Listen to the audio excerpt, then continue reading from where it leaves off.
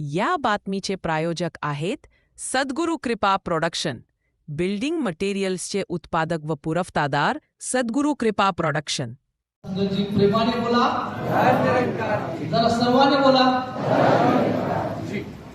सत्संगाची महाराष्ट्र ही संतांची भूमी आहे.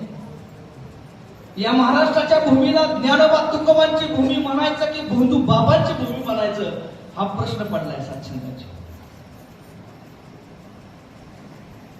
सत्संगाची या महाराष्ट्राला आसारामची नाही तर तुकारामची आवश्यकता आहे. तुकोबांचे वंशज म्हणून घेणाऱ्या महाराष्ट्राला इतका प्रगाढ आणि प्रचंड वारसा असताना तुम्ही आम्ही जर आज स्वतःचा आरसा बघायला तयार नसू ना तर सत्संगाचे आत्मचिंतन करण्याची वेळ आलेली आहे. अध्यात्माच्या नावाखाली फक्त सत्संगाची गोड गोड गप्पा म्हणून चालणार नाही. प्रेमाने बोला. अरे आत्मउद्धाराची वाट मोकळी करून देणारा तुमच्या जीवनात सद्गुरू नाही आला तर मग सत्संगाची भक्तीत मिळवलं काय? हाती लागणार नाही काय? संत तुकोबारायांनी त्यावेळेस सांगितलं. संत तुकोबारा म्हणले की सत्य असत्याशी मन केली भाई आणि मानियली नाही बहुमता. संत तुकोबारायांनी व्यवस्थेच्या विरोधामध्ये सत्संगाची हा आवाज उठवला.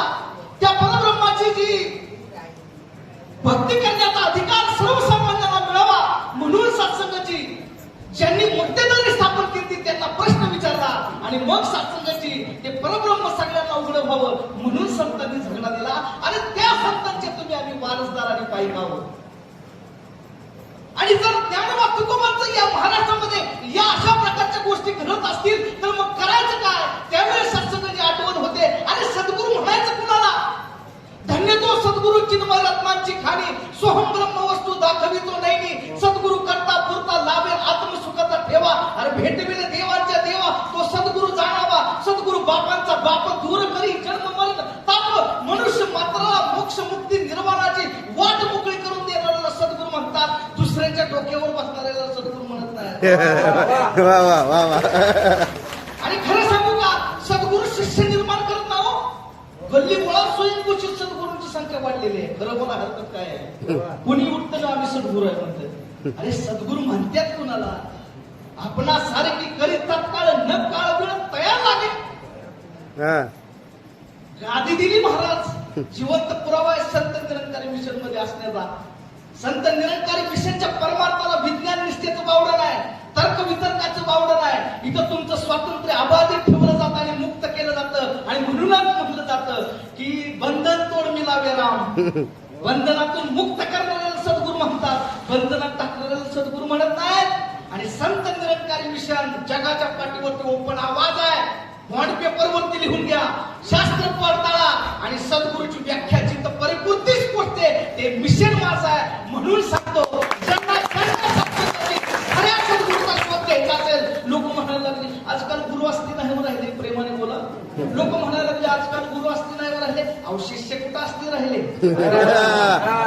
डुप्लिकेट शिष्यांची संख्या वाढल्यामुळे डुप्लिकेट गुरूंची संख्या वाढली ना.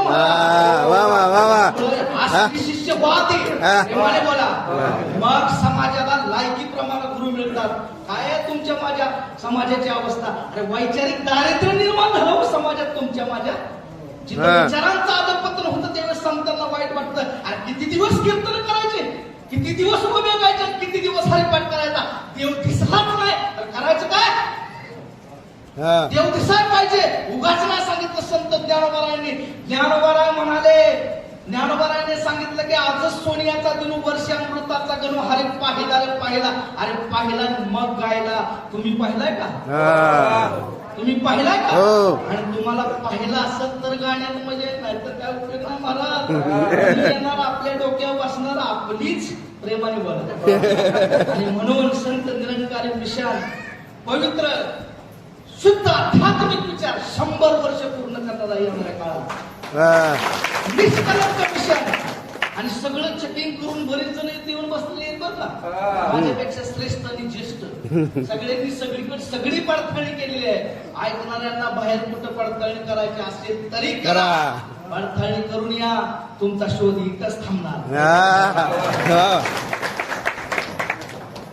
चालणाऱ्यासाठी वाट नसते, वाटेसाठी चालणं असतं.